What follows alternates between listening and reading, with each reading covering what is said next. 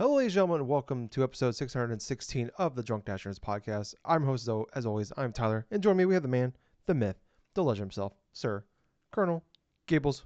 What's up, buddy? Oh man, not too much. I mean, we just got done watching this Xbox showcase earlier on today and try and, digest everything that occurred during that. So yeah, it's been pretty good today.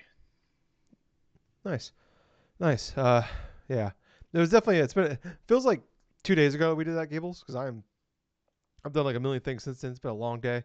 Uh, Mm, I was telling you before the show, like minutes after we got done with the live react, which you can go back and check out on our YouTube channel. There's links down below if mm, you're listening to us on podcast services. Um, I had to go over to my parents' house, help paint their bedroom, rip out old carpet, put new carpet in, put everything back in. Uh, then got home, immediately started working on doing a bunch of breakouts from that live react. Rewatched the showcase. Didn't have time to rewatch the back end of the Call of Duty stuff, but rewatched the main mm-hmm. part of the showcase, and now I'm here. So for like it's a little after 11 o'clock here, and I've been going for like 12 hours straight. So I am Oof. fucking tired. But hey, you know what? Nice thing is I'm off work this week, which is nice. So I don't have to worry about going to work tomorrow and being exhausted and everything like that. And then, but yeah, I got that freaking dog hair in my mouth. That god damn. Downside of having a dog sometimes. It's like the only downside really. Um, but yeah. Anyway, sorry about that. Yeah, but you don't know, Gables and I, we do this every week. We're doing a lot more this week than most weeks, but we do this every week. Do talk about video games, everything we love and hate about them. A lot going on right now. We Gables and I, if you haven't been paying attention, or if you're just catching us here, um, we like I said, we do a podcast. Normally, we record on Saturday night. Podcast goes on Sunday morning. Things have been a little different. We did a whole show Friday night, breaking down Summer Game Fest, which feels like 3 weeks ago, but it was like 2 days ago.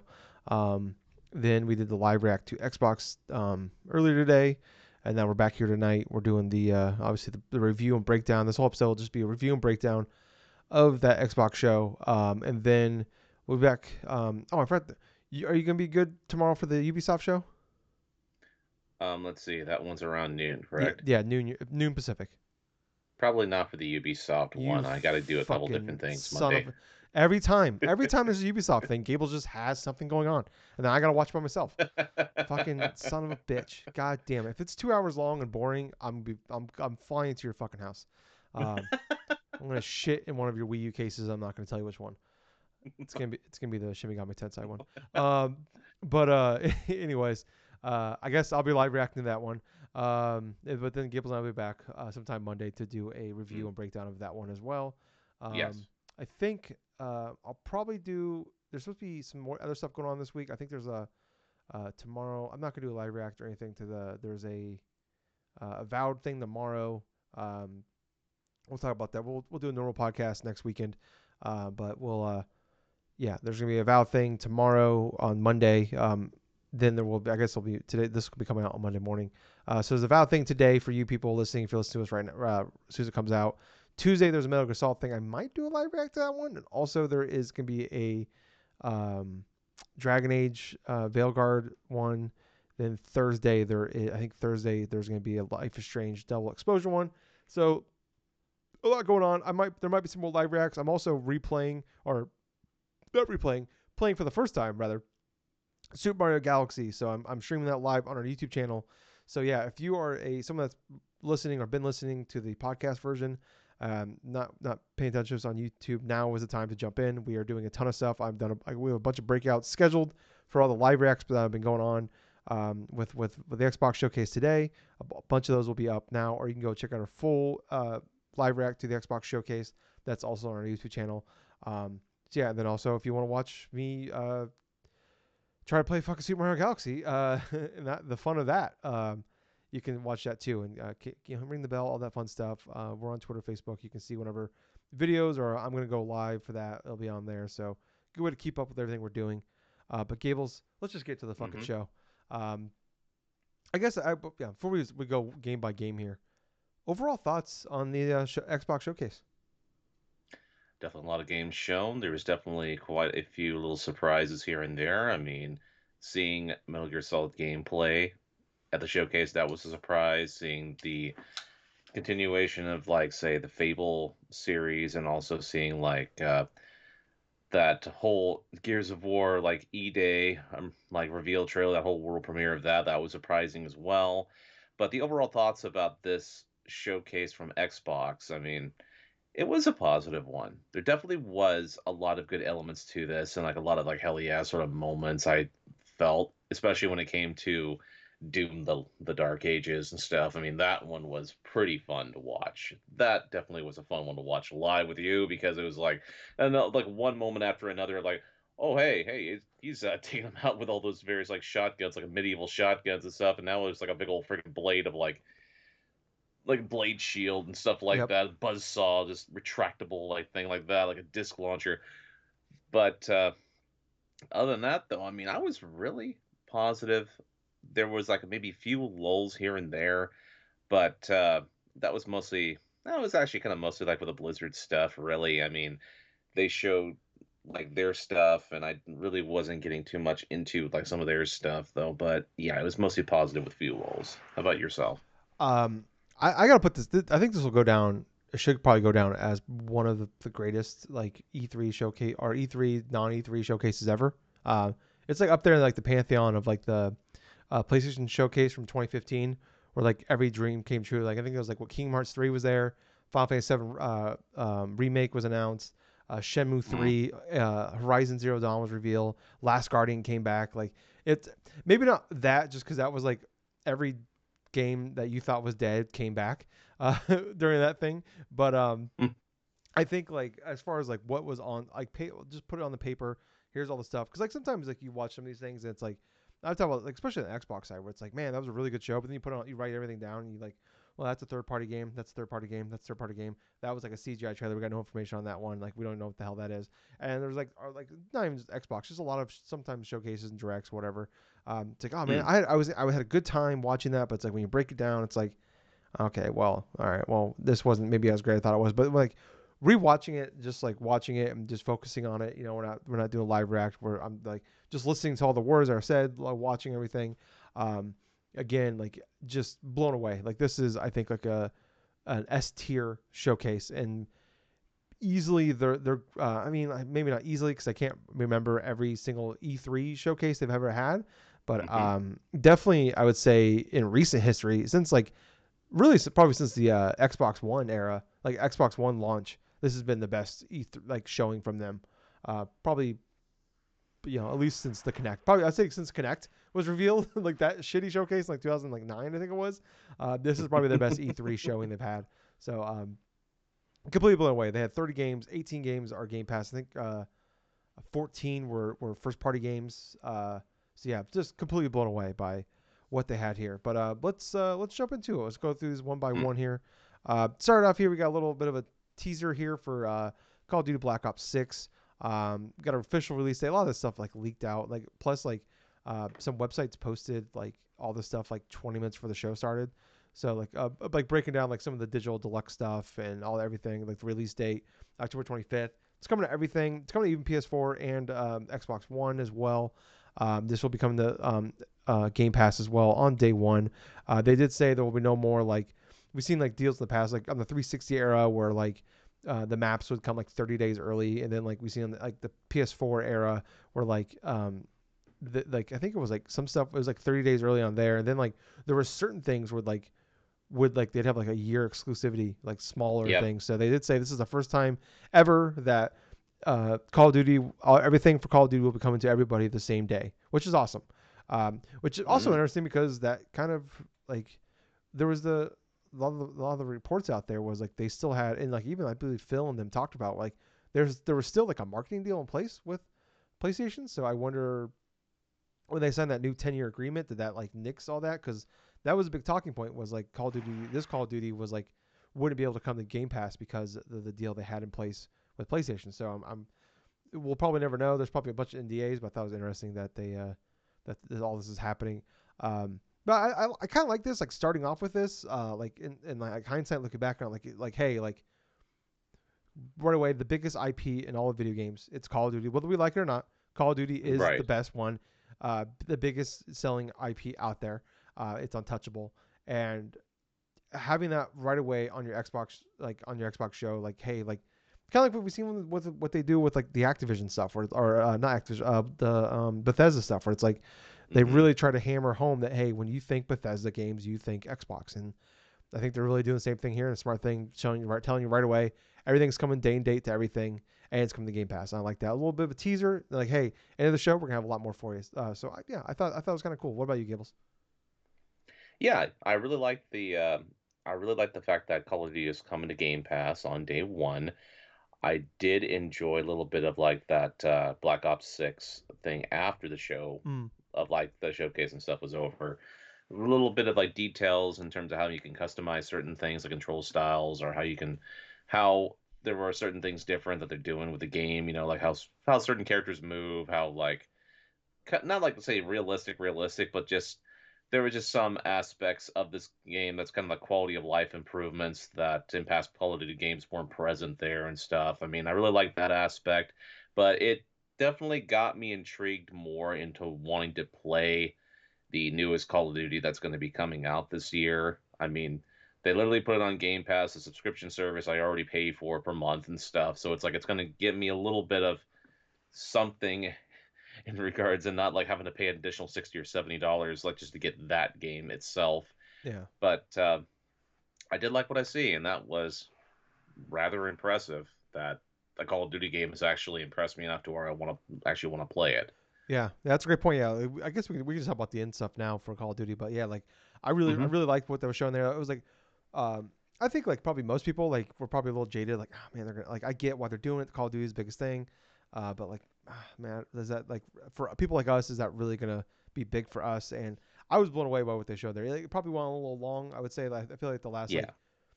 last third of that, I kind of lost some steam. Like I really liked the details it talked about. Like yeah, like they're talking about like when you like dive, you can actually like spin a little bit and like or you can roll on your Yep. back and shoot.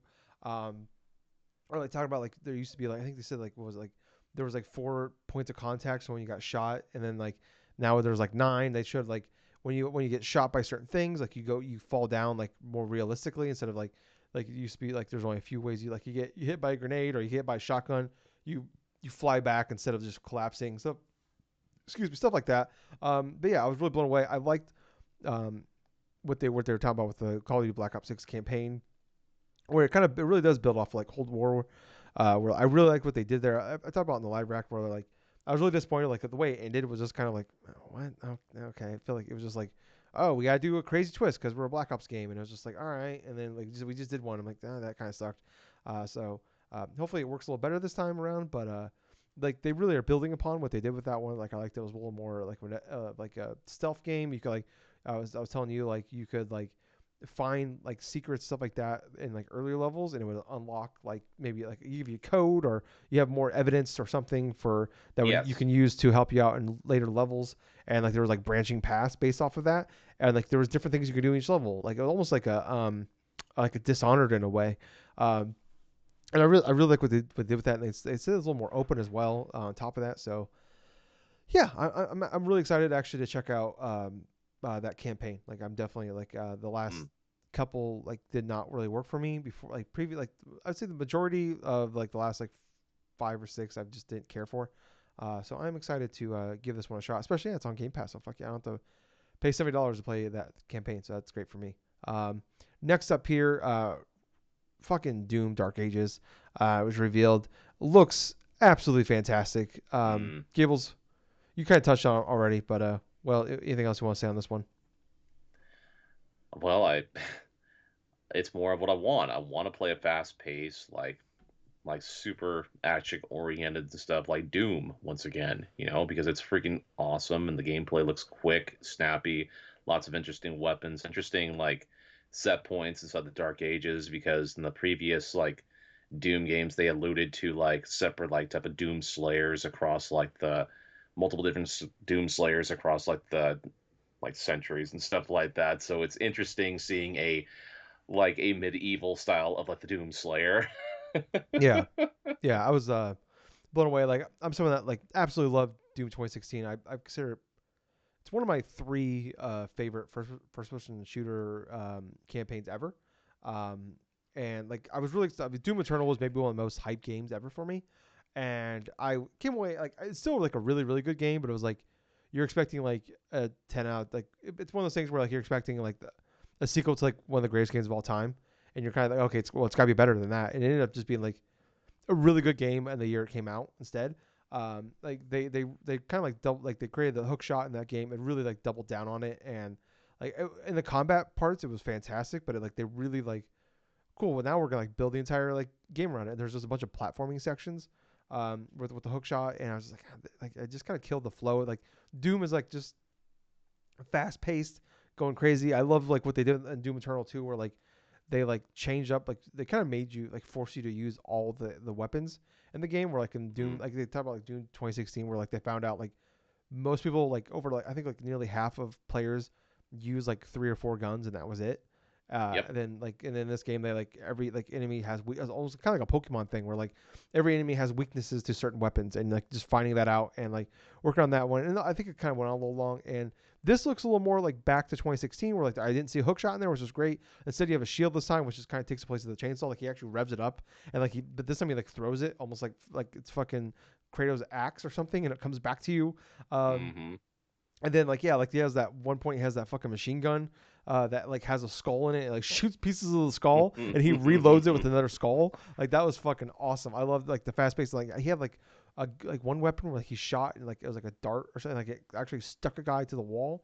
The fucking look of the Doomslayer in this one too with like the fur coat. Like I'm loving all that. I'm like I enjoyed the music for what it was. Like we don't Mick Gordon isn't back, who was fantastic in the he did the music in the first 2 games and they're awesome. I still like will regularly go back and listen to those fucking soundtracks because they're just so good. But yeah, blown away by this. It's coming 2025. This is a goddamn day one for me right there. That's gonna be that is I'm looking at 2025. If it hits, that's gonna be like that strong game of the year contender right there. Next up here, State of Decay 3. First time we've seen it since 2020 when it was originally revealed before the Xbox Series S and X came out. We got a little bit of gameplay on this one. It was this time it showed a little more behind the back. It was kind of jumping between though like CGI stuff and then like gameplay. So kind of like it's not exactly my pet peeve of like people like oh this looks fantastic but it's all CG. Like we probably got like we got like 4 or 5 seconds of gameplay cut back, 4 or 5 seconds of gameplay cut back. Um, but now it's a little more behind the back instead of like before it was like more like asymmetrical. I'm curious, like Mm-hmm. it does seem to have like the vibes of like in the other games where like you have like you just finding people to like build like kind of it's like a survival game, build town stuff like that. You all work together. Everybody has different skills, and then people in your team can die off, and then you just kind of like you can jump around between people. So it seems like it still has that. No release date, no release year. But Gables, I know you were saying you haven't played a State of Decay before, but how are you feeling about this one? Yeah, I'm kind of like feeling like I'm really kind of feel like look just like so for the whole thing about State of Decay 3. I mean, I'm not too much of the fan of like the franchise in and of itself and stuff. This definitely looks like it's a different like it definitely looks like they're aiming towards new directions that may seem kind of interesting, but this is more like a way to see approach for me because I kind of want to see how well it's going to do, like say review wise, or how certain gameplay aspects of it are going to be presented while you're playing the game. Because I know from the past previous installments, I mean they were the type of like isometric sort of like they're just the style of gameplay that I just didn't like. So Yeah, yeah. The only one I really played was I played the first one at launch on I think it was mhm. still on 360 at that point maybe or late 360 early Xbox One. I cannot remember, and it was just very buggy and broken. But I liked what I was playing, but it was just like it was so frustrating to get through. And then I know they eventually like patched it and it really like they got it in a really good spot and it was really well received after that. And then I know State of K2 was supposed to be fantastic and um yeah, but I'm excited. I did like the little more behind the back stuff, but it's coming to Game Pass as well, so it's definitely gonna be a game. I'm definitely at least gonna give a shot. But yeah, I don't know. I'm excited to see more of it, but I'm guessing that's probably like a 2026 game if they didn't put a release date on it or at least year on it rather. Next up here, Dragon Age Veilguard. Um, they we saw this at I believe we saw this at summer. Did we see a summer game fest? No. No. They announced the new name on Twitter early in last week. Um, but yeah, so we are seeing this is like a CGI trailer, kind of give you like a little more idea of like what this game is. But the we're gonna get the full blown like a 15-minute like trailer or whatever of like gameplay and story stuff on Tuesday. So yeah, but they did officially announce so this is coming this fall. So I don't give. I don't. Are you? Were you a Dragon Age guy ever? I honestly don't remember. Oh, Gables is gone. Oh, Gables is back. Yep, I'm Oh, back. okay. Sorry. Yeah. So something about Dragon Age. I don't know how much you missed there, but I was asking like, have you ever? Were you ever a Dragon Age guy? Because I can't remember if you were. The only extent I've ever played for Dragon Age is I've played a little bit of Dragon Age Origins on the 360. I mean, I tested that game like about a few short years ago. I did like initially what I did played and stuff like that, but I haven't returned to it since. But it's like Dragon Age sort of itself is still kind of like it's still kind of like at least experience I'm willing to try, but at the same point, I'm really not too sure about this one that was shown off today. I kind of need to see more, especially if EA is going to be going through and showing more of this at their initial event, if they do have one. Yeah. Yeah. Well, they're going to show it on Tuesday. So, Tuesday. Yeah, yeah. But okay. there's I So don't I'll think, wait Tuesday to see more. yeah. I don't think there's no like EA Play this year. It doesn't sound like. Yeah. Oh, thank God. Yeah. I'm somebody though that like yeah. I just thought about it. We didn't get a Um, Joseph Ferris's new game that kind of bums me out a little bit. Probably Game Awards though. But anyways, I'm someone that like I love Dragon Age Origin. Like I think it was so good. Even though it's like definitely this is not like that was not a game for me. Like I'm not a big like fantasy person like this. But I was blown away by that game. I played all the DLC. Even played the big expansion. I even played through Dragon Age 2, that fucking pile of dog shit, and all of its DLC as well. That's how much big of a fan of a big of a fanboy I was back then of the studio. And yeah, and then I put like 40 hours into Inquisition the year it came out, and then just like I'm done. I fell off, but I actually reinstalled it. It's on Game Pass. I reinstalled it like a long time ago, so I might have to like maybe I'll just pop it on easy and just play through the game because this actually is supposed to be a follow up to that. So and then plus all the stuff I did from the first two games will carry over into Inquisition and then it will carry over into Veilguard. I'm Hmm. assuming. But yeah, I'm looking forward to finally seeing this game because it's been long announced. So yeah. Next up here, Starfield Shatters Space. We got a little teaser trailer for that with some gameplay here. Looks like you're dealing with like a cult of some sort. No release dates. This coming in 2024. They did announce there's a new update that came out that is out today. Excuse me. There is like a bunch of community mods that are out now. There's a bunch of like bounties stuff like that they're adding. Looks like they're adding a bunch of stuff like when you build your base. But I think a nice little. We had that update just a few weeks ago for Starfield that added like that kind of fixed a lot of like people's frustrations with like when the game came out launch. Added a bunch of stuff like I know like this I think Shadow Space is like adding like a vehicle in there as well, which is gonna be awesome. Make it a lot nicer when you're trying to get around some of these bigger areas that just don't have a lot in it. But yeah, I don't know. Like I'm gonna play it like based depending on like when it comes out. Like it's obviously it's gonna be a matter like this is not high on my like Tyler's gonna play this list because like I liked Starfield. I love Starfield. But ultimately there's a lot of problems with it. Obviously with these updates, maybe it might go back to it. My mind will change uh, on that, but like definitely like I bought the like the early access thing because it came out like I think it was like the Thursday before Labor Day weekend, and I was like, well, fuck, I'm gonna Hmm. be home for 3 days. Might as well just pay the I think it was like $25 to get it a few days early, and I have this expansion, so I might as well check it out. What about you, Gables? Um, yeah, for this one, I really wasn't too interested in Yeah, it, unfortunately. okay, that's fair. Yeah, yeah. You only played I guess you played a few hours of Starfield, so yeah, like why are you gonna play expansion? So, um, I know. next up here, though, Fallout 76. Skyline Valley is coming, I believe, on June 12th, I believe it was, on Wednesday. New expansion for that. And they announced that in 2025, you'll be able to play as a ghoul.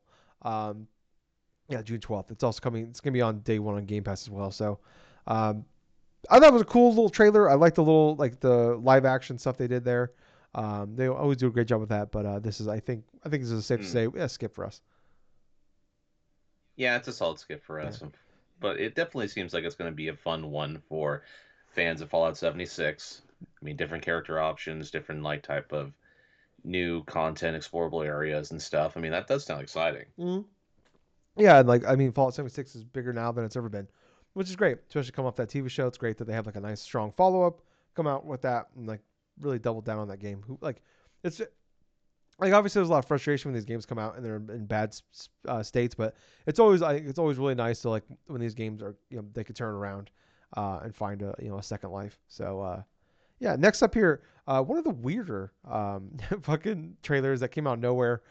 Claire Obscure Expedition 33. I thought the lead character was Robert Pattinson. I was wrong, Gables. It is fucking Ben Starr, who is he was the voice actor for Clive from Final Fantasy 16. Um, this is a debut game from Sandfall Interactive. It is a role-playing game where you are trying to save humanity from certain destruction. This is a coming to uh, I don't know if it's Xbox exclusive, but it's coming to Game Pass, I believe, in 2025. But I thought I made the joke like this almost looks like if they try to make a Lost Odyssey 2 in 2024. But yeah, I thought I really like what I saw here until we got to the gameplay part. I'm like, turn-based strategy. I don't know about that, but I loved the visuals. I loved the art style. I loved everything else. Everything else was like, this is totally my shit. And then we got to the gameplay. I'm like, God damn it. I don't know. I'll give it a shot, especially if it is coming to Game Pass. Definitely give it a shot. What about you though? Well, I did kind of like the core aspect of the gameplay. I mean, turn-based RPG stuff is it definitely is more of my alley and stuff because I am more used to playing those style of games. It was kind of weird at first because I could see definitely some like Eastern influence to it, but it just kind of reminded me of like a Western style of a turn-based RPG with certain fantasy elements to it, which not really accustomed to seeing that because when it comes to like the approach of these certain types of RPGs and stuff, you don't really see Western developers tackle like say turn-based RPGs unless it's like sort of like has some sort of strategy elements, or if it's an RTS, or if it's like different type of styles in general. But this one kind of seemed interesting, so I'm definitely wanting to keep an eye on this one because there are some interesting gameplay stuff that I'd liked. Yeah. Next up though, we have South of Midnight. This is coming 2025. We got some gameplay for this one. I totally forgot. This is the I just totally forgot the name of their fucking other game. Let me look it up real fast. It was that fucking PS4 launch game that was on like PlayStation Plus.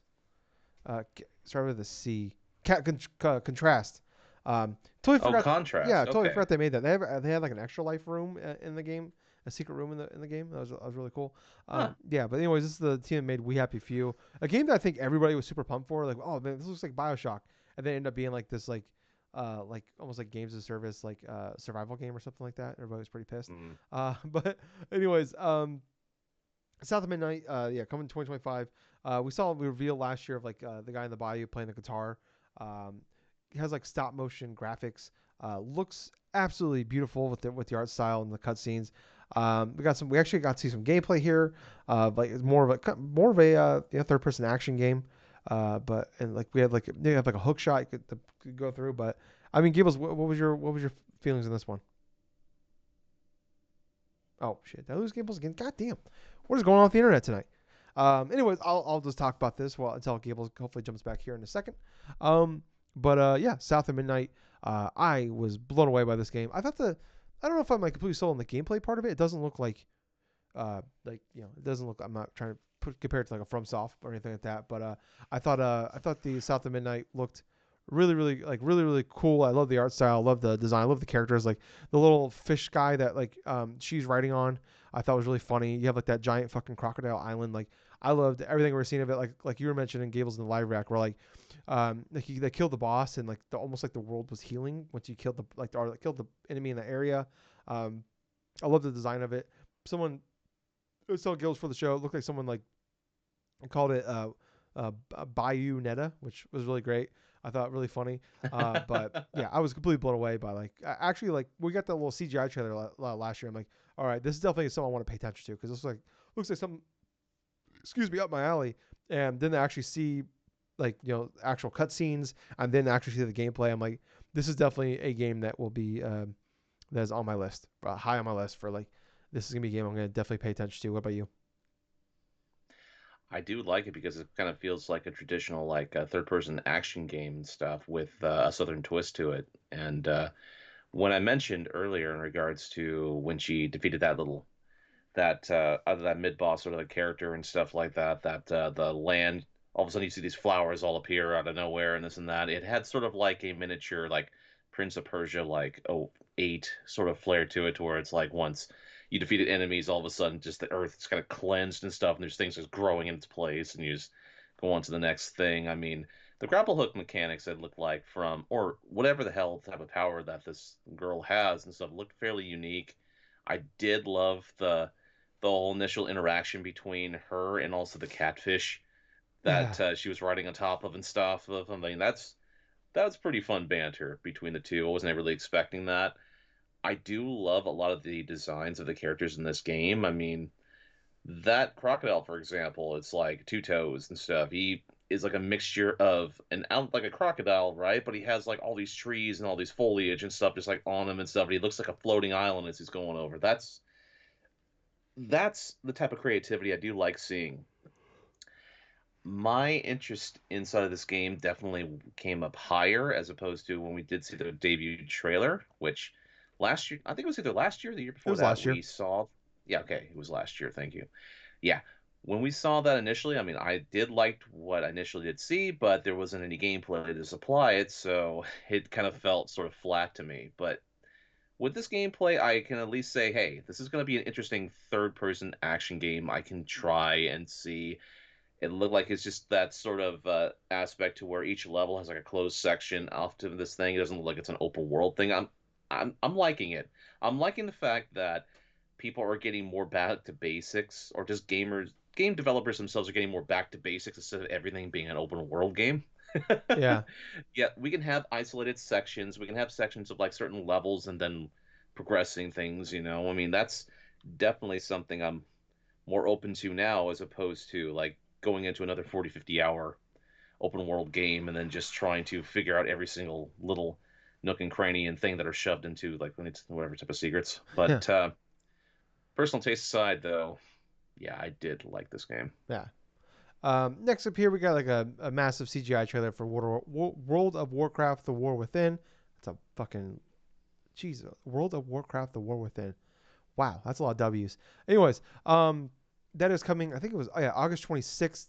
Um, I think, I mean, I get why they put it there, but I think I think probably like a lot of you and like a lot of people were like, is this coming to Xbox? And no, it's just still coming to PC. But hey, like, because it was kind of like you were mentioning, like this was like going through like the entire storyline of like World of Warcraft and all the expansions, everything like that. Like, I'm like, oh, okay, this like you were saying that. I'm like, this is like the perfect way to announce it's coming out, like in development for Xbox. And it's like, no, it's just coming to, it's coming, the expansion is coming in August. So Yeah, there definitely is some missed opportunity with that. I mean, that definitely would be an interesting idea if they did tie in World of Warcraft subscriptions to Game Pass. That way you have millions more that would gain access to playing that MMO. On top of that, this expansion that's going to be coming up fairly soon, it's supposed to be the beginning of like a almost like a story s type of like mini like a freaking saga or something like that. I think Blizzard, when they were describing it, sort of like a kind of like a cinematic, like a Marvel like cinematic universe sort of a thing, to where it's like the story, the beginning portion of it is like with this one coming out, and then all of a sudden there's going to be other chunks that are going to be interwoven with it, like with the next couple of years or whatsoever. But yeah, it's just a basic like overhaul thing. I mean, it was fairly disappointing that this wasn't coming to the Xbox and stuff. It was more just a, okay, well, we're Blizzard. We're gonna showcase this miniature trailer and stuff like that without hardly showing anything else substantial to it. So yeah, yeah, yeah, that was kind of a letdown. yeah. But yeah, I get why they put it there. So like kind of like the Call of Duty thing, like remind you think of World of Warcraft, think Xbox. Um, Gables, I forgot to mention this when we were talking about Call of Duty Black Ops. So I'm gonna tell you now. Hmm. Call of Duty Black Ops is 310 gigabytes. Gigabytes. Oh Lord, 310, Yeah, yeah, dude, that blows my mind because growing up back in the day when we had 360s and stuff like that, it was 60 for a launch model. Yeah. Well, no, it was 20. The 360 was a 20 gigabyte was at Oh, launch. that's right. Yeah. We lost Gables again. Oh shit. What is going on with the internet tonight? Um, Hopefully he's back in a second. I'm gonna move on here. Hopefully he'll be back in a second. Um, Next up here, Metal Gear Solid Delta Snake Eater was revealed, or we had gameplay revealed rather. This is obviously the remake of 2004. Some of the big things that came out of this. Go, Gables, you back? All right. All right. Yep. Sorry, we're having some internet problems tonight. Hopefully that gets fixed here soon. But I was just getting ready to talk about Metal Gear Solid Delta Snake Eater. Um, this is a Mm. remake of the 2004 Snake Eater game. Interesting though, they at the beginning they took out the Kojima director part and put the Konami Entertainment instead. Um, they're totally erasing his name from this, which is very frustrating. But um, yeah, so yeah, we got some gameplay for this one. Looks absolutely phenomenal. I think kind of the key thing here though is, and I think I don't know if this was ever officially said or if it, just people were saying it type of thing, that they're just reusing the voice acting from the first game, or from the original game, and that actually looks to be the case here. Where like David Hayter is back as Snake. All the original characters, all voice actors are back playing their normal people, but I think it was just awesome to see that David Hayter is actually, even though yeah it's the same Yes. voice acting from the first game. It's just great though that like it is officially David Hayter and have that moment. But what about you? Yeah, I'm very happy with the footage of this. It looks fantastic. I'm glad they decided to stick with just David Hayter and stuff and the original voice cast of MGS3 from what we've seen so far. Just the alludements to like the virtuous mission and stuff, and the rescuing Sokolov and stuff from like the Shagahod and like all this Mm. other shit. Just all of that just comes flooding back once to see the opening, like the opening of Metal Gear Solid 3 in and of itself. I mean, I spent quite a long while with that game when I had a chance to buy it when I turned 18, but it was definitely a great way to not only just show more of the gameplay, but what it looks like in motion, which looks really fantastic. And Yeah, I just can't wait for it to come soon. yeah. We didn't get a release.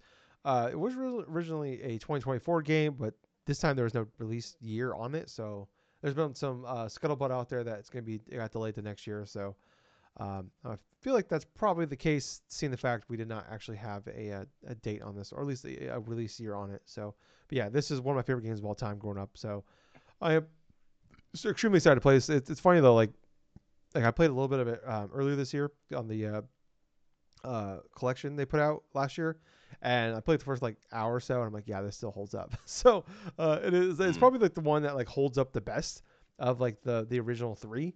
Maybe you could maybe put the fourth one in there. So, but yeah, mm. really excited for this one. I'm blown away by it. Um, Next up here we have Sea of Thieves. We got not really too much here. Just a little trailer. The season 13 is coming on July 25th. There's like a new villain, I guess, in there.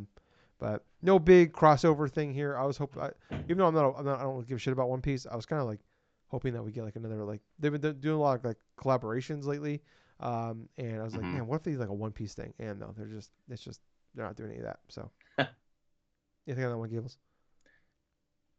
No, not really. Okay. It is what it is. Yeah. Um, Great game, just not a game for Gables or I. I enjoyed like the few hours I played of it a while back though. Flintlock: The Siege of Dawn. This is got a release date for this one, July 18th. This is coming to Game Pass. This is from the creators of Ashen. It is a explosive Souls light, which I've never heard someone say Souls like before. I really don't understand. After all these years, I keep hearing Souls like or roguelite and Yeah. roguelike, and I really honestly don't know the difference. I'm sure like once I thought about it for like 20 seconds, I would totally it makes sense to me. But I've never heard someone say Souls light, so I'm like I don't know what that means. But I don't know. It looks pretty cool. I like the combat, all of it.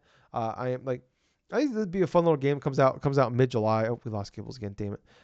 If it comes out mid July, like fortunately though for me personally, it comes out like the day like I think a couple days after NCAA football comes out, and when that comes out, that's gonna just be my life for a while. So I don't. This might be a game that like could very easily for me personally get glossed over, but coming out mid July, probably a good time for this game for most people. Yeah, I hope. I don't know. I hope people like it. Oh, Gables, you back? Yeah. All right. Yeah. Sorry, everybody. But yeah, Flintlock. Anything on that one, Gables? No, I didn't really have too much to say about Okay. Flintlock. Yeah. Age of Mythology Retold. That is coming. This is from the creators of Age of Empires. This is coming September 4th to Xbox and PC. Um, this is just 100% not a Tyler game. So I don't have anything that I can add to this other than it looked kind of cool, I guess. Unfortunately, yeah, it's kind of like me as well. I don't really have too much to say on this one either. I mean, it's just the thing about with me and Tyler is like we do have our certain games that we do like, and this is the rare occurrence to where we have like multiple different games that just don't really scratch our interest whatsoever. Yeah. Yeah. We play a lot of games, but not every game is for us. So Hmm. next, though, a game I think could very much be for us. Perfect Dark. Finally got it. Finally seeing it for the Hmm. first time since it was revealed at Game Awards 2020. We got some gameplay here. No release date at all. But we did get to see like a good chunk of gameplay here, and it's kind of an idea of what the story's going to be. I know, Gables, you're definitely the bigger Perfect Dark fan than I. What was your thoughts on this? What we got here? Let's see. So for my initial thing for Perfect Dark is I did like a lot of the elements of the gameplay of it. I mean, there were certain sections where it was like it felt like Mirror's Edge because of the whole parkour stuff and like the getting to certain checkpoints. I think it was kind of weird though when like you had Joanna Dark like take off her helmet and stuff, and all of a sudden like you see her face, right? But yet it just felt like a block, like her initial face from the angle that she looked like it was just kind of like weirdly like oblong, like weirdly like square shaped for some reason. That's just like the only little nitpick I can really see from it. But it's like the game in of itself looked all right. It really wasn't like too like bad or anything. Yeah. Yeah. No, I mean, I don't know how much of this is like real. Kind of seems like this is like something like just strung together. But I did like what we saw here. I like the game. I like like the idea of what this game could be looks fantastic. I like the combat with it, like the futuristic parts of it.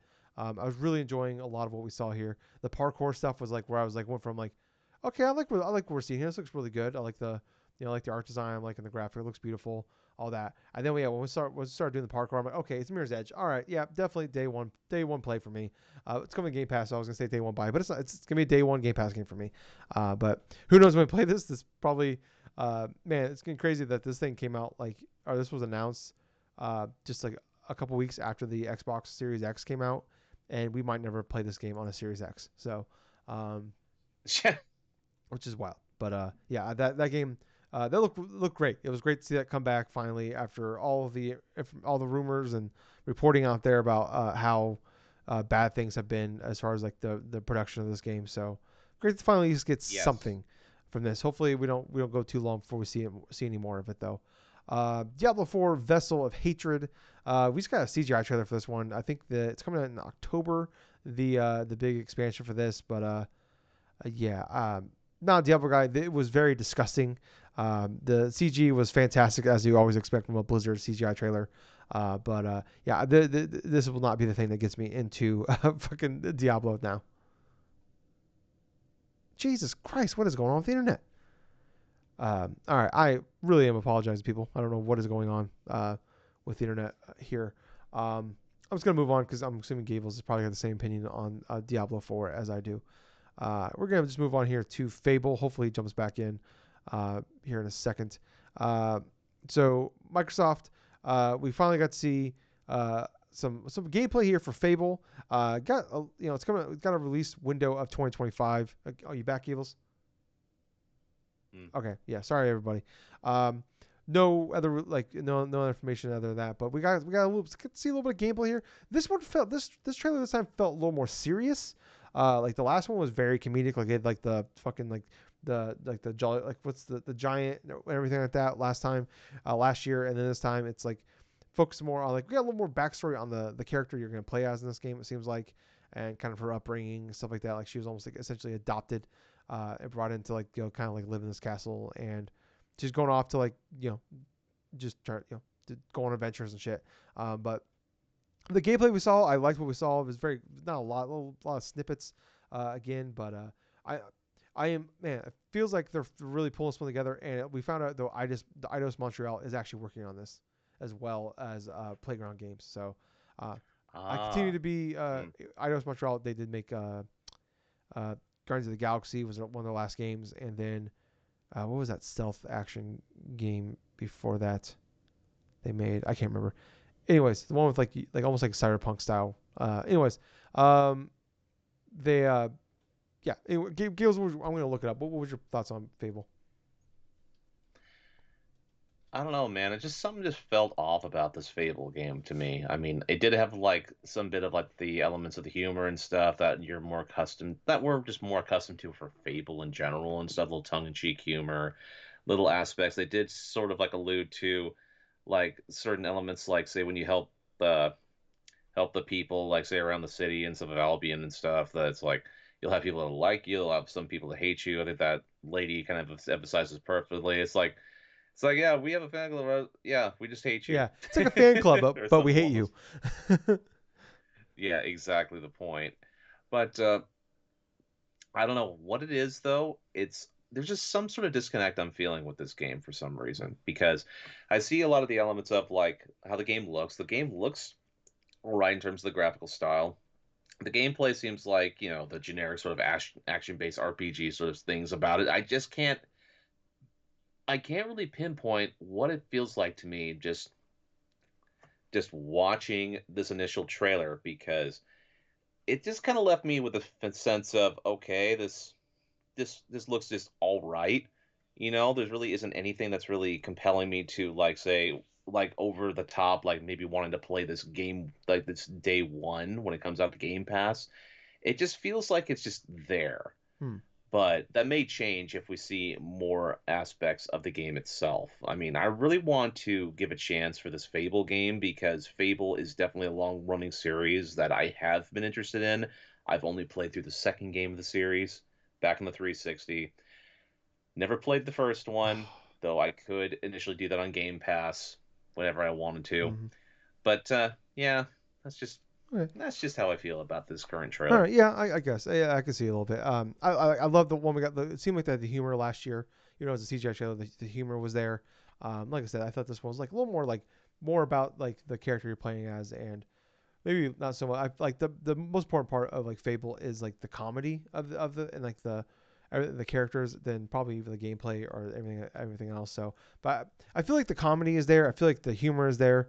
But yeah, like if they could just like it doesn't have to be like a 10 out of 10 like gameplay game. Like if it could just be like a solid like 8, but everything like the characters and everything else you're doing in that game is just fucking wild and bonkers. Like that's for me what's gonna do it. But yeah, I get it. Yeah, I'd love to see like a big. Like, I can't wait till we like see like the big breakout of this game. To like finally see like real gameplay that's not just like a few second clips here, jump to CGI trailer, a few seconds clip here, like see like what this Hmm. game is. But like I said, like you mentioned, like I love like the comment where it's like, yeah, it's like we have a fan club, except we hate you. And it's like I love like little things like that. Like I was like, okay, this definitely has the vibes of a Fable game to me. I just want to see more of it. Um, Next up here, Frag Punk. This is a 5-on-5 shooter, but this time you have like cards. It's like a hero shooter, but like you have cards that you bring into the game, and like any point in the game that you can basically change the rules of the game. Like where they show like one time you play a card and it becomes big head mode, and the guy just like goes around sniping everybody. So I don't know. I don't think this is gonna be a game that either of us really gonna care about. But I will say like I am definitely it is cool to see like it's kind of a unique twist on like that kind of that 5v5 shooter of just like the style of like Right. all right cool like you bring it like almost like a strategy of like all right I'm gonna play as this character, I'm gonna use these cards and how you can tie them in together to work into a game. But yeah, I really like the idea of it, but I don't know if it's something I'm gonna be checking out. What about you?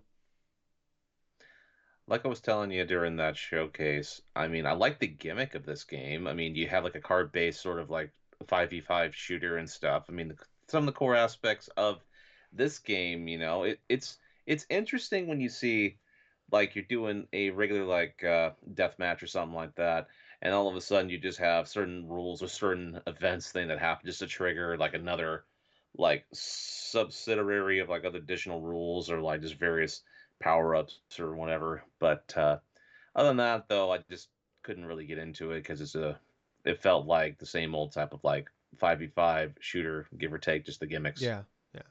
Um, Next up here though, a game that man, I was like immediately in. So as soon as I saw the little mouse, I'm like fuck yeah, Winter Bureau. I'm like hell yeah, this is my shit. And then it's like no, it's like survival game where basically you're a mouse that's like trying to survive. And the winter, like it shows like you like planting fucking like you have like a little garden you're planting, you're building like a house. You get to go find things to like get through the winter and survive. Uh, Man, I was so in Gables. I was so goddamn in. It's coming to Game Pass. But fuck, man, so close is like this is like a Tyler game. So close. It was so close that I think the nail in the coffin for you for that game is at the ending cinematic. You see this owl take this mouse Oh child or yeah. something away. Yeah, no chance. After that, like, okay, you know what? I'll give it. I was like, still like, I'm like, do I give it a shot? And yeah, then I see the owl take a mouse. I'm like, nope, owl, nope. Don't even care if it's a mouse. I don't want. Nope, nope. No animal's dying. Um, Next up though, Gables, maybe the most Tyler game ever invented. This is from the makers of The Artful Escape, which I need to just give that game. I need to play that game. I think it's on Game Pass. The team name. So Gables was blown away by the Beethoven and Dinosaurs part. That is the name of the studio that is making this game. It's called Mixtape. Oh, This is coming to Game Pass in Jesus. 2025. So this is a coming of age story told through music. So it's like I think it's like late 80s, early 90s, and basically, sorry, I read a little Hmm. blog post. Not too much information out there other than this trailer we got, but basically, you're like three kids. It is like you're basically going to like your last high school party, and you're going like but you're like listening to music on the way to the party. It sounds like, and like certain songs trigger certain memories, and like basically you're going back and like reliving those memories, but like kind of like a more like crazy way where there's like points where like they're like flying, like they're like skateboarding through areas like a little crazy over the top a little bit. But man, this just looks like a game where it's just gonna be a fucking journey for me. And the music in this game was phenomenal. It was definitely the trailer was like built to be like a trailer of like an early 90s late 80s movie, especially of like that ilk of like a teenage uh uh you know movie in that time frame. So definitely this was like every single thing that Tyler likes in a video game for me. So yeah, this is gonna be a game I'm gonna be checking out the second it comes out. God damn it, Gables is gone again. Anyways, but yeah, that is definitely. I think mixtape might have been like, man, I was gonna say like my number two, but man, I'm thinking of all the other games that are in this. It's definitely gonna be my top five though. Like most anticipated though, mixtape. Gables, mixtape. What are you thinking on that one? I'll tell you what, when that thing was initially announced and stuff, and that line popped up, I thought it said from the director of Beethoven and friggin' Oh, dinosaurs, and gotcha. I'm like, what? What did I hear that right, or was that just something that I misheard? And obviously, that's something I misheard. Now it makes a lot more sense to me. But the game itself looks really interesting.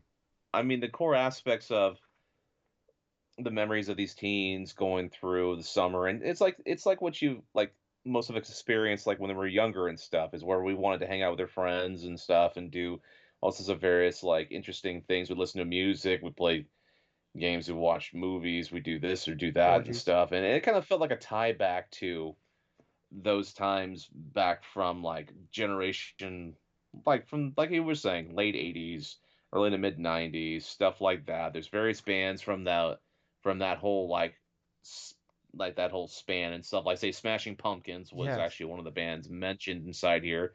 But one thing that really surprised me is how we were not hit with any type of freaking like any like flags or Copyright. something on Yeah. our copyright flags on our live stream, because there's I think we had the audio down enough to where we were talking over it and there wasn't Yeah. anything really that could They put trigger like that thing six that we licensed could songs, stream. so I was like, we're for sure getting hit and nothing.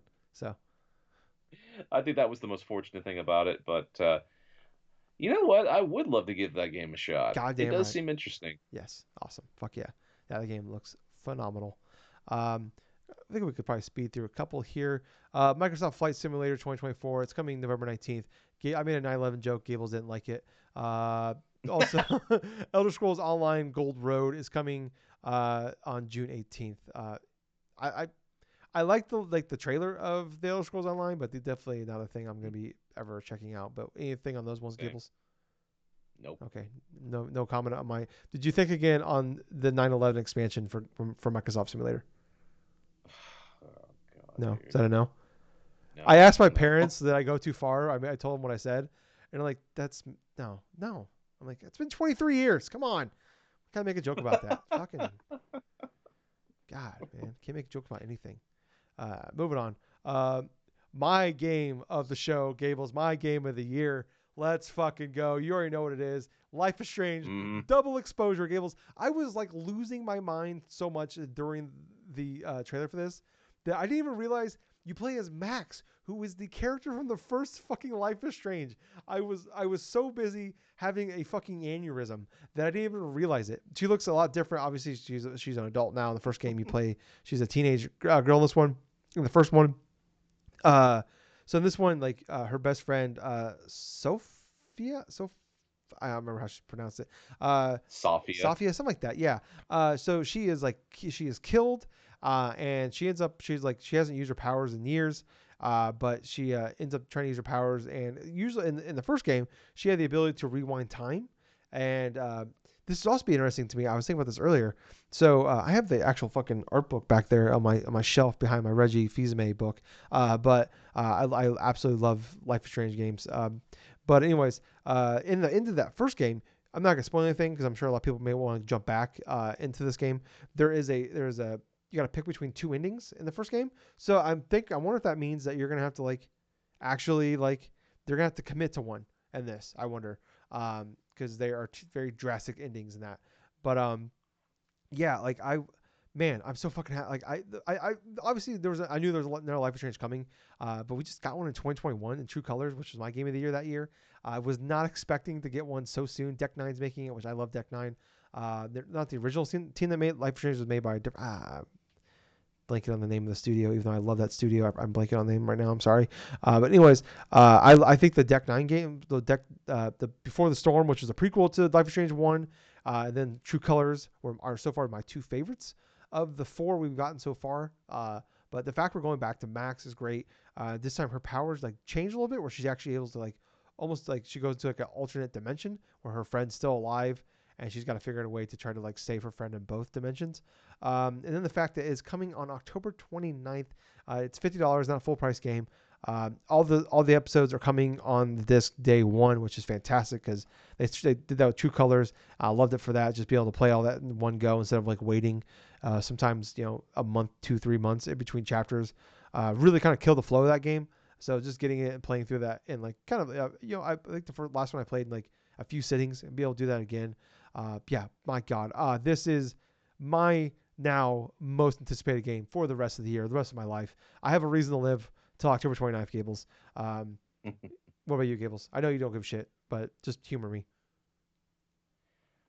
I will say though that it is interesting to see a game that you heavily enjoyed way back when all of a sudden get like a almost like a full circle sort of moment and stuff for this initial game that's coming up, you know.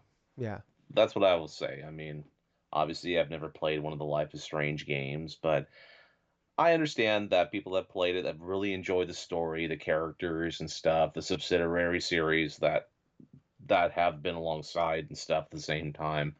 But yeah, this has just definitely been one of those where it's like the narrative part of these like sort of choose your own adventure sort of games or something like that. You know, it's not really my style. yeah, no, but oh, God, I can't wait. I can't wait. The Michael Huber, maybe the only outside of me, the biggest fan of these Life is Strange games.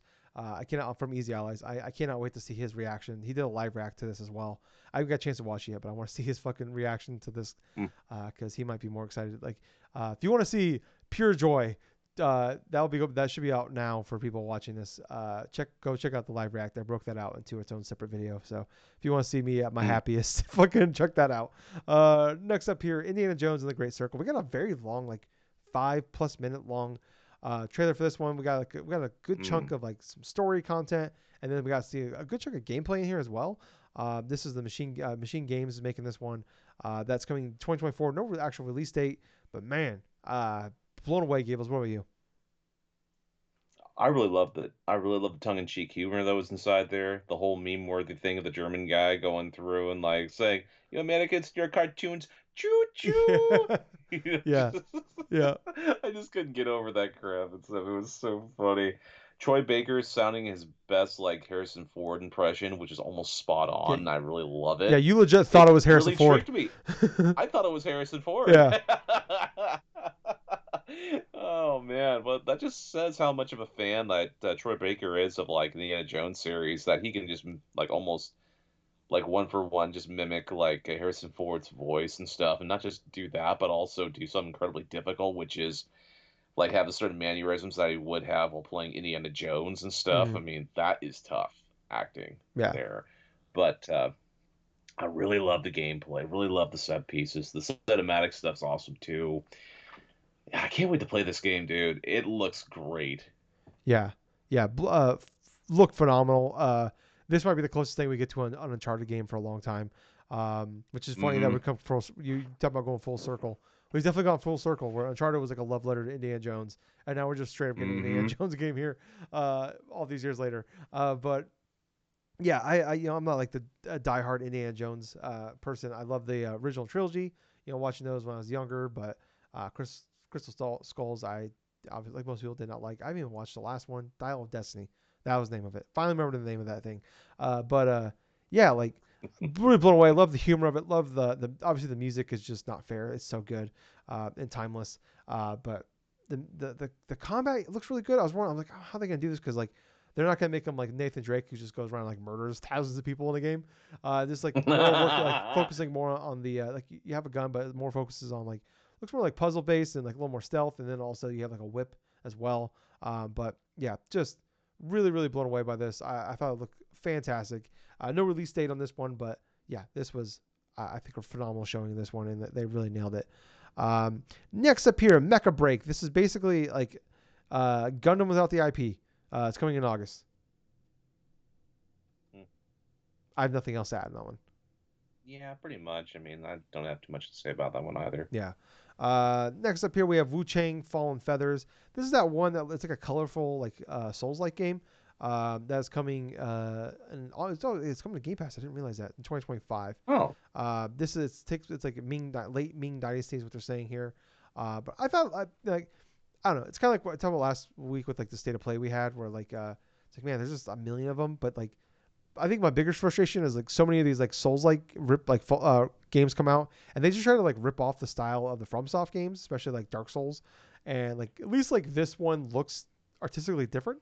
It doesn't have that same right. dark gray art design. Like they don't like this. They try to make it its own thing, and I thought it looked really cool from that aspect. Like I typically Souls likes are not for me. But Wolong came out last year, and that was a day one Game Pass game, and I loved it. So, oh yeah, coming out day one Game Pass, and I like the art design of it. I'm at least gonna give this one a shot. What about you? Yeah, since it's coming on the Game Pass, I'm more inclined to want to download and play it, and it definitely did look a little bit different than other Souls-like games. So I'm like, okay, that's fine. Yeah, Can't wait for 2025. yeah. Man, 2025 is looking pretty great. That's just Xbox. Um, Next up here, speaking of Xbox, Avowed. We got a little bit more gameplay. It's more like just like another trailer for this. Um, no date on this one, but they did accidentally post, and Obsidian posted in a blog post that the game's coming November 12th. They quickly deleted it. We do know there's going to be a big, like I mentioned at the top of the show, there's going to be a big like uh, extended gameplay session tomorrow or today as of this coming Oh, out. So I feel like this was like, hey, here's a trailer. I wish they would have like said that though instead of like announcing that later. Like, hey, check out tomorrow. We're gonna have a big like extended gameplay session for this because I can't wait. Can't wait from this. Like, it was like a 2 minute thing. I'm like, all right, that was this game is like imminent, and we just kind of quickly glossed over it. But I mean, what about you, Gables? it would have made sense if just to have the release date posted on that trailer. I mean, if you're gonna show extended footage of it, that's fine, like in a separate showing. But it just felt like to me that with this game and also other games that are we're saying coming in 2024, you did not see any type of like just concrete date of when. Mm-hmm. This is the perfect time to you go through and announce that. But yeah, for Avowed and stuff, I mean, it still looks pretty decent, you know? Mhm. It doesn't look too bad and stuff. I mean, I do trust Obsidian in terms of what they have to deliver and stuff, Yeah. and that just makes me even more want to give it a try. Yeah, yeah. I think Obsidian is quietly like a top tier studio, and I think this might be their chance for like people like the mainstream to figure it out. Because yeah, Mm. like playing like South Park: Stick of Truth, Outer Worlds. I replayed that, or I played it for the first time last year. I'm like, oh, this is phenomenal. So yeah, definitely like obviously New Vegas stuff like that. So they've proven they have the chops. So I hope this is like their big blowout for them. Next up here, Autumn Falls, or Autumn Fall rather, or Atom Fall. This is that single player survival. So this is that like kind of almost like a fucking like a Fallout game, but like basically it's a single player survival game set after a nuclear disaster in Great Britain. It's coming to Xbox and PC in 2025. Um, I like what I was seeing of it, but like finding out it's a survival game, I'm like I'm out, quickly out, immediately out. Yeah, same with me. I don't really like survival games that much. Mm-mm. Um, Next up here, Assassin's Creed Shadows. Shockingly, got the first gameplay here. Thought they would have saved that for the Ubisoft event tomorrow or today if you're Hmm. when you're listening to this. But yeah, we got some good some gameplay on this one. We already knew it's coming on November 15th. It's coming to everything. But yeah, like seeing that gameplay looks absolutely ridiculously great. I was telling Gables during the live react where it's like, man, I just like want to be completely out. Like after the last couple Assassin's Creed games, like 3 of the last 4, like Origins did not stick for me. Odyssey was fantastic, but I loved it for all the non-Assassin's Creed reasons. Um, the Valhalla, just like I played like 10, 15 hours and I was enjoying it, but then I realized I like heard someone say it was like it's like an 80-hour game. Like, no, I'm not just for the main line. I'm like, nope, done. And then like Mirage, finally like, hey, I want to go back to basics, and they did it with Mirage last year. And I played it for like a few hours. I'm like, I'm just kind of done. I don't know. Maybe I just don't like these games anymore. Then I see this. I'm like, fuck. I just want to be out. Just leave me alone. Just let me be. It's just like, And then all of a sudden you see the combat, and it's like, oh, hey, this actually looks interesting. yeah, I'm like this looks fantastic. And I'm just, it's like you finally break up with your toxic ex, and they just send you a nude pic. I'm like, God damn it. And that's what this felt like. I'm like, fuck. I just want to be like, just leave me alone. I should have just blocked your number. But instead now here I am like, do I send a eggplant emoji back? I don't know. Anyways, I thought this looked pretty good. Gables was like, what the fuck is Tyler talking about at this point? It's way too late for this. But yeah, man, I really want to play it. What about you, Gables? Yeah, dude, after the gameplay trailer, I do want to at least give that game a shot. Because Assassin's Creed, the franchise itself aside and stuff, this does look like an interesting game, to play. The story seems kind of interesting as well. I'm kind of interested in seeing where it goes. And on top of that, it's like I know Ubisoft games tend to be samey, especially when it comes to the Assassin's Creed series of games and stuff. Their whole friggin' sandbox style of like, oh, okay, go to this place right here. You got to collect a certain amount of things for here, or you got to lock certain towers here. Which, hey, it's Assassin's Creed. There's going to be different things you're going to do that's similar than Well, they said there's no the other towers in ones. this one. They say it's no towers. Well, I don't know about you, but just seeing that cutscene or something, that initial CGI trailer from that one, and just seeing like one of the NPCs, like no, one of the main characters jump from the top of one of those towers and stuff all the way down and Yeah. stuff like that. I do not trust Well, that. I think there's still gonna be like buildings you can jump off, obviously, but they said that like, they're focusing more on like they're trying to like make it more like a Breath of the Wild, Tears of the Kingdom, where it's more about exploring. So I wouldn't be shocked if maybe there's still some sort Okay. of like tower thing, but like it's not like no longer you're gonna climb the top of things, synchronize, and here's a million fucking things that pop up on your map. Is what it sounds like. Yeah, that got annoying quick. Yep. But yeah, we'll have to. Tomorrow I'll be watching the fucking Ubisoft Forward by myself. So we'll see how it goes for me on that one. Stalker 2, Heart of Chernobyl. We got some more gameplay for this one. We already knew the release date, September 5th, but double down on that. Hey, it's still coming out September 5th, which is great because this game's come out a couple years ago. Obviously, everything in Ukraine, it's been delayed multiple times. So it's just great to see this like actually, it's looking great, and just to see that like it's still coming out. I've never played a soccer game before. I know there's a bunch of them, which is weird because this is the second one, I guess. But this is Stalker 2. But yeah, I thought this game looks really cool. I'm someone that loves the Metro games, and this looks like, I know these predate Metro, but definitely like, hey, like I'm kind of missing that Metro game, and this looks like a nice little close thing to kind of fill in that little hole in my heart of Metro. But what about you, Gables? Oh, well, I'm not really too familiar with the Stalker series, but from what I saw from this trailer, I'm very happy that this development crew is going to be putting out this game at all, only because of the whole, like, all the shit they've had to gone through the past couple of years and stuff, and like having some of the developers be killed and stuff during the Ukraine war and this and that. But barring that stuff aside, checking out the game directly, it does look like an interesting experience. It's dark, it's foreboding, it definitely feels like the type of game that I do want to put a good amount of time into, Mm, and that's only because of I'm kind of curious to see like where at this game's going to lead in terms of like a narrative style. Because I know Stalker, the original Stalker and stuff, it was well loved and stuff, and I'm just interested in just getting into the Stalker series, and this is going to be a good entry point for me, I feel. yeah, yeah, it's coming to Game Pass as well, so definitely gonna be a game I'm gonna be picking up and playing. Next up here, we're getting towards the end.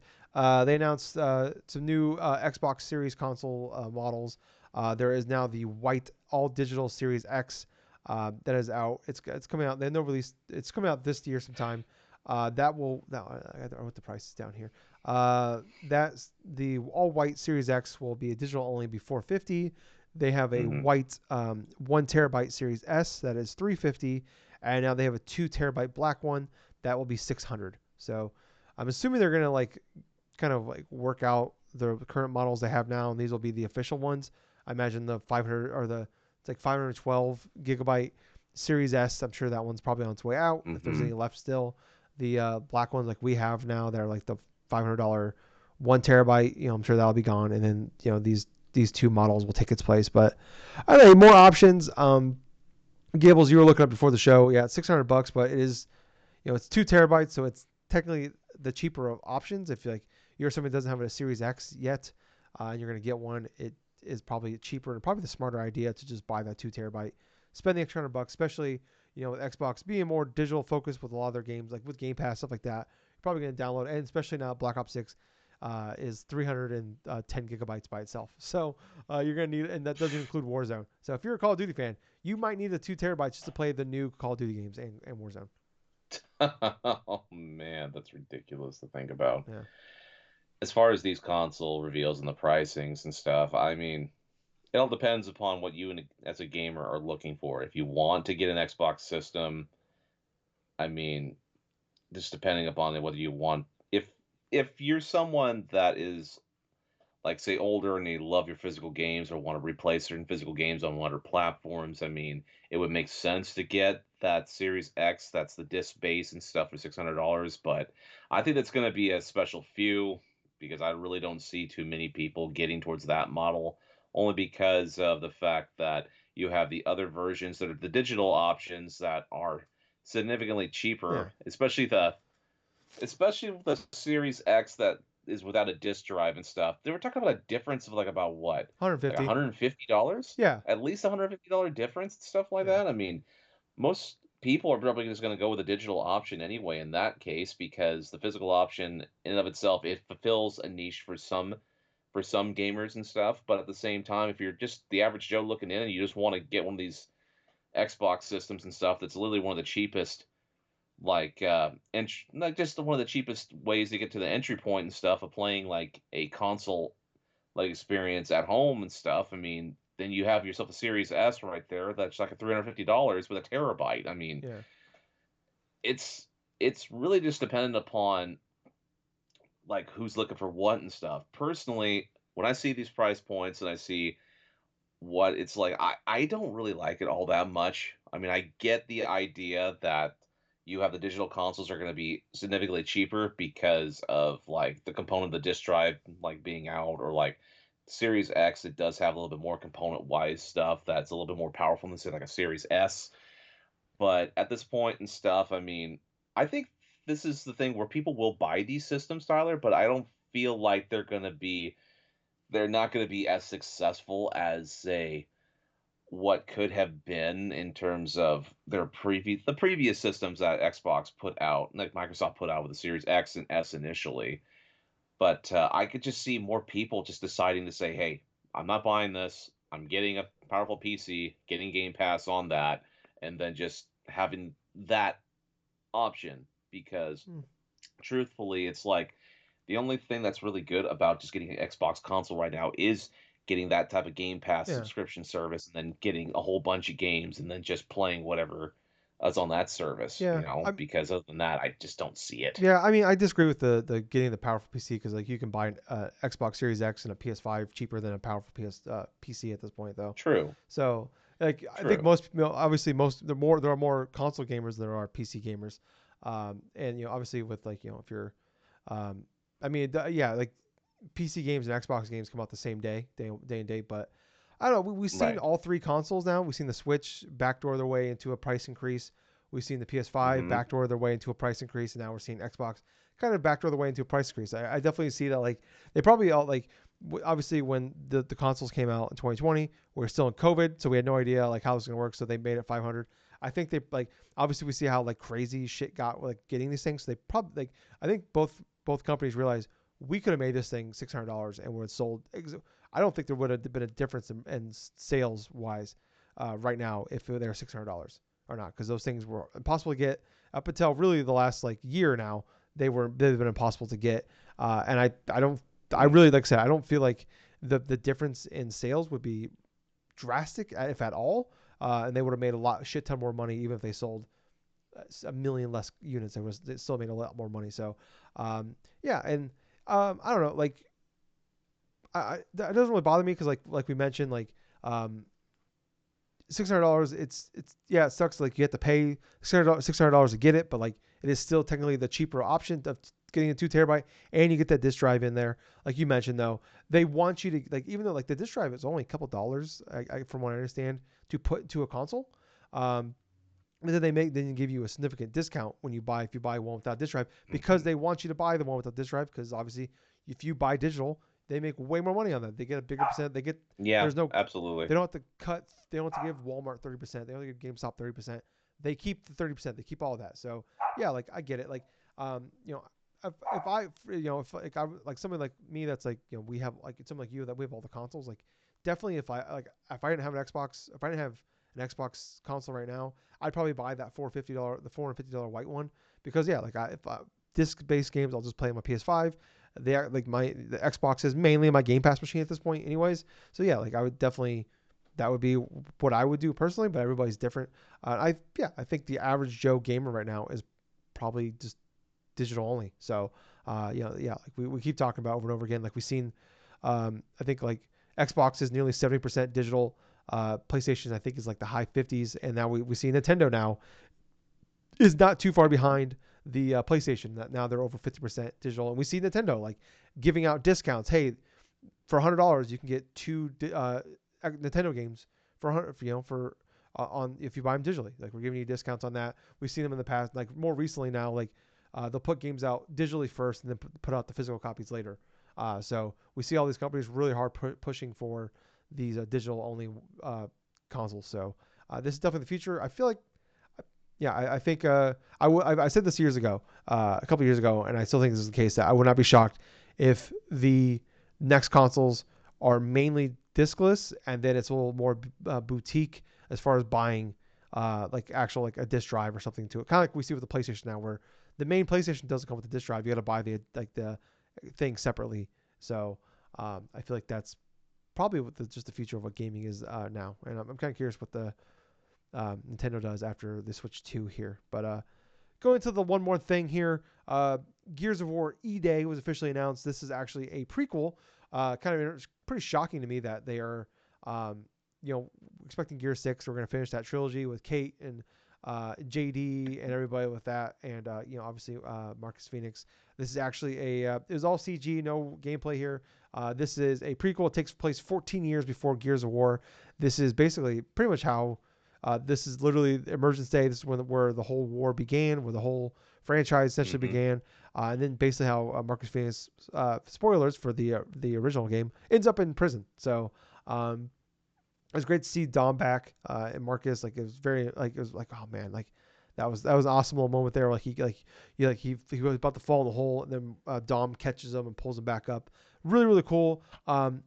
I am definitely. I feel like I'm on an island here though, with like the fucking. It seems like the less popular I guess Gears gets in a way. Like the more I Right. love Gears. Like Gears 4 and 5 are my two favorite Gears games. I've liked 1 and 2. I really liked. 3 was I thought phenomenal, and then 4 and 5 I thought were just better and better. But I like as I've learned is like most hardcore Gears fans have not liked 4 and 5. There's definitely like 5 was my game of the year in 2018, but I didn't love some of the. They're definitely doing some more open world stuff. So I'm curious if like E-Day is gonna be more open world. I hope not, because I really like just like Gears as what it is.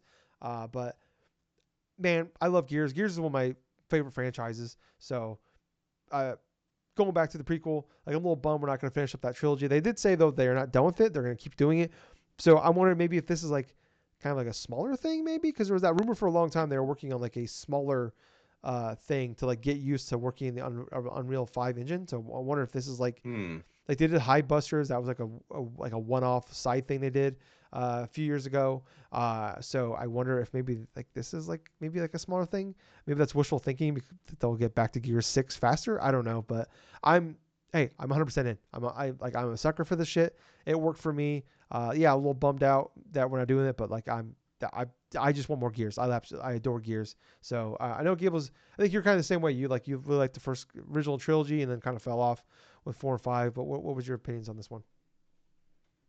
I like the idea that it tackles back to E-Day and stuff because we don't really know too much about the events that occurred during that set of time. And I think that you did allude to a good point to where this could significantly suggest that maybe they're working on multiple Gears of War games at the same time because I really see this one possibly being that smaller scale a project and stuff to get them used to the whole having to work in Unreal Engine 5 and all this other stuff. But yeah, I'm fascinated to see like different events and stuff. I mean, you see the outskirts of the whole city that they were living in and stuff. It's Mm. just immediately just getting sank underground and all this other stuff. But yeah, I mean, the CGI trailers look fairly nice and stuff like that. I mean, we're not going to really see any type of gameplay probably until like another year or so from now. Yeah, But yeah, I am excited to see more Gears of War, and especially when it ties into like the originals, like Marcus and Dom and stuff like that. yeah, yeah. But definitely, this obviously this will be the day it comes out. I will be there to play this game. So um, yeah, but yeah. I mean, overall though, Gables, 1 out of 10, we can use half points in this one. What would you give Okay. this? Okay, I know you had a lot more games that you liked inside of this one here, Oh and yeah. I did like a good fair amount and stuff like that. So I'm gonna give this one an 8.5 for me Okay. because it did tackle a whole bunch of different games that people liked, and there were plenty of elements that I liked too. I mean, the whole gameplay stuff for Metal Gear Solid Delta, the whole aspects of like seeing like E-Day and stuff for Gears of War, and I know there was like a couple of like even like the Doom, like the Dark Ages stuff I really liked, seeing the gameplay of that one. But yeah, even the Call of Duty stuff, I Yeah. liked that as well, and that more or less tied up to me. I mean, yes, there was a significant amount of stuff I had no interest in, or in that one case, I kind of felt like it was kind of like half and half, like with Fable and stuff. But I still felt that it was solid, and it was definitely better than plenty of the Xbox showcases over the last, well, I want to say maybe in the last 10 years Yeah. because of how much strength and how much like initial first party content we did see in this presentation as opposed to them having maybe two or three and then all of a sudden everything else being third party that's shown and like this is like a third party exclusive. Oh no, this is like a timed exclusive and like Yeah. the whole like meme of everything just being exclusives and this and that. Yeah. Um, yeah, that's pretty much it. 8.5 out of 10. Yeah, I'm gonna say 9.5. I was blown away by this. Obviously, like you said, there's way more things in here I was excited for. Uh, I would say like probably 2/3 or more of these like games I'm definitely gonna like. I'm either extremely excited for, or at least I'm definitely gonna, I'm definitely at least gonna give this game a shot. So really, really pumped for this. It is obviously like just like I'm not gonna do the rigmarole thing we've done a million times for a decade now of like, man, they're finally lining things up. This is really great, and then they fucking step on the rake. It was just a month ago where you're like, man, what the fuck's going on with Xbox? You know, they just closed all these studios, and then we are like, man, this is fantastic. So we keep doing this. So it's like it's a fucking roller coaster ride with this goddamn company. Mm-hmm. But yeah, like I said, I this goes up on like the pantheon of like all time great E3 Summer Game Fest, whatever you want to call them. These June showcases. Was absolutely phenomenal. Blown away, and it was just on top of that, like it's the perfect what I want of like with these showcases. Like, hey, here's a bunch of shit that's coming soon. Like, you know, this year. Here's a bunch of stuff that's coming next year. So I'm like, you know, we got a little bit of gameplay here, but you know that next year we're gonna get the big breakdowns on these. And then here's some teasers for games that are a couple years away. And that is exactly what, especially we talk about like Xbox, where like they showed so many games off so early, and now we're starting to see the fruit Mm-hmm. of those labors. Obviously, it's the same thing we've been saying forever now. I was like, man, they're coming, the games are coming, and then it's just like I said, like oh, they get one, they get Hi-Fi Rush, and here's Redfall. Okay, well, hey, you know what? All right, they're turning back around. Things look. Starfield's coming out. Looks pretty good. Starfield's good. Just wasn't great. You know. Oh, okay. That partner direct we had earlier in the year was great. Oh, we'll close studios down. Oh, okay, that really sucks. Like, oh, do we fire everybody? Is Xbox done? One of the greatest fucking showcases of all time. So it is just this crazy ride that we're on. But man, like, just Mm-hmm. in a vacuum, looking at this for what it is, all the other shit aside, like I said, one of the greatest of all time for me. I was absolutely blown away by this. Thought it was phenomenal. It just like reminds me of like all like sometimes like I think about games and like you get really kind of frustrated and you get kind of bummed out and depressed by like just all the other bullshit that goes along with it, and then you just watch this shit and it's like this is why I love video games. This is why we do this fucking Mm. podcast. This is why we were doing it for 11 years for free, with paying money to do this fucking podcast because this is the shit. This is why I love to do this shit. This is why I love watching this shit. This is why I love everything about video games is shit like today. It was phenomenal, and I loved it. And then Mm. tomorrow when I watch that Ubisoft Forward, I'm gonna be like, why the fuck do I do this for a living? You know, so it's gonna be once again a giant roller coaster ride. I'm gonna be the highest of highs right now, and then in about 12 hours, I'm gonna be like, what the fuck am I doing with my life? So I can't wait for that to happen. It's gonna ruin my entire day because Gables is gonna fucking abandon me. I'm gonna go up and Gables is gonna be playing fucking Final Shape on PS5. He's like, I was busy, and he's playing fucking Final Shape. That's probably what's gonna happen. He's gonna abandon me, and I get it. I don't blame him. I'd rather fucking go play Destiny Final Shape instead of watching that Ubisoft Forward. But here we are. Here we are. But anyways, I think that's gonna wrap it up for us, guys. Sorry for the long ramble there, but yeah, check us out, please. We're on everything: YouTube, Facebook, podcast services all around the place. Drunk Nerds. You'll find us there. Leave 5-star reviews, share, tell your friends, subscribe. Go to our YouTube channel, click the bell, subscribe, hit the thumbs up, and everything like that. Really would appreciate it. There's a bunch of breakouts of all the bunch of the trailers for games that were shown off at this showcase that I put up on our YouTube channel. So if you want to check this out, you don't want to watch the full thing, I get it. But hey, you want to check out like little few minute snippets of that? Really would appreciate if you do that for us because really helps us out. Get us a little bit closer. Maybe we can make a little bit of like ad revenue on YouTube for doing this podcast after 11 plus years. But anyways, I was your host. I was Tyler. And I've been Colonel Gables. So until next time, everyone, thank you for listening to another fun-filled episode of the Drunk-Nerds podcast. Hey, Gables. Yep. Too sweet. Too sweet, man. Bye, guys. See ya.